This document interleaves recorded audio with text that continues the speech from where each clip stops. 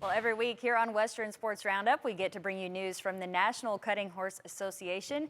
This is The Cut. Well, this week on The Cut, we get the opportunity to visit with Shelby Mindrup. Welcome, Shelby. We appreciate you joining us. Hi, thanks for having me. So this is actually really exciting because the NCHA has partnered up with Brad Pryor from Rafter P Construction, and they are honoring the top loper of the year. And that is what you do. You're a loper. So explain to everyone what that is. So thanks to Brad, he has teamed up with NCHA to give an award for the top loper of the year, which means he's recognizing everybody that, whether it's a man or woman, is the one who does all the work behind the scenes, whether they're getting up at 3 o'clock in the morning, they're feeding horses, they're getting horses saddled, especially having your turnback horse saddled. I mean, they're doing all the things behind the scenes that nobody sees.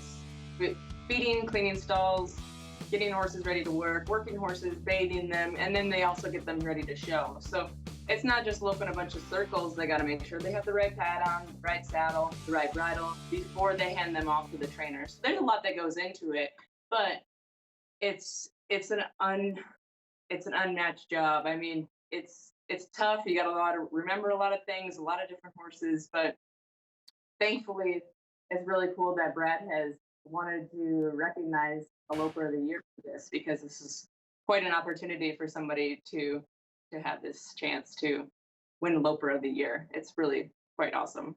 Yeah, the list of responsibilities for a loper is really endless and often goes very unnoticed, like you mentioned, some behind the scenes, which we got to see of you. I wanted to bring up a quote from Jay Winborn, the executive director of the NCHA, because he said, "The diligent hard work of lopers in and outside of the arena represent the characteristics that the NCHA was founded upon. Therefore, we would like to acknowledge and celebrate this year's Loper of the Year." And you have to be so excited that there's now an award to recognize the hard work that you as a loper put in. And obviously you'll be nominated for this award, but this is exciting, isn't it? It's so cool. It's what an opportunity. I would have never guessed that this would have happened. And it's quite an opportunity to have the opportunity to even speak with you guys to talk about this award. So it's really cool.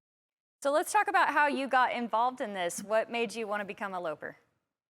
Well, I'm originally from Minnesota, and I started out kind of riding more 4-H horses and just training some horses mainly at home. And one day I just kind of up and decided that I was going to find a job working underneath somebody so I could learn a little bit more. And it was quite the process to find the job in the first place. So I actually worked at a dairy farm. I worked at a couple of them, and I had just a regular factory job. And I would ride horses in the evening after work, and I would try to rodeo on the weekends. And so once I finally hit that point where I knew I was going to look for a different job, I just started searching on Facebook. And there's a couple groups on Facebook where I would scroll and look for the opportunities, and eventually sent my resume off to a couple different trainers. And lo and behold, you'd think it'd be easy. Everybody's looking to hire. But it really wasn't, because nobody wanted to give an opportunity to a dairy hand or somebody who didn't have the so-called experience of a loper on their resume. And thankfully, I had one opportunity to work for a ranch in Kerrville, Texas, and they wanted to give me a chance. So I took a little drive, which was a long drive. I took a drive to Texas to check out the ranch and meet with the horse trainer and everything before I made the final pull. And I decided that I was going to move to Texas that day. I went home and I packed everything I could fit in a car, and I left. And actually, it was one of the greatest things that I've ever done. Loping horses has taken me a lot of places, and I'm so fortunate for every opportunity and every trainer that has given me the chance to work for them. So it's really, really been cool. Well, what a story. I love your work ethic and that you're willing to take risks, and I'm so glad that it has paid off for you. You now work for Jamie Snyder. He's $1 million rider in the NCHA, and you're based out of Rising Star, Texas. So explain what it's like to work for Jamie. I know you travel a lot because he's hauling for the world, but also a lot of work at home. What's it like? It's actually quite an opportunity. This isn't like just a normal barn. This is a really family-owned and operated barn. They do a lot of things together, but being that It's not, he doesn't have a really big barn. I think we have maybe 10 to 12 show horses in the barn and a handful of 3-year-olds. And being also that he has a cow calf operation and some yearlings, so we get to do a little bit of everything. It's not just the show horses. We actually get to take the show horses outside and use them, and we'll load trucks. And like this morning, we had to weigh a bunch of cattle and get them ready so we could just kind of see where they're at in the feed program.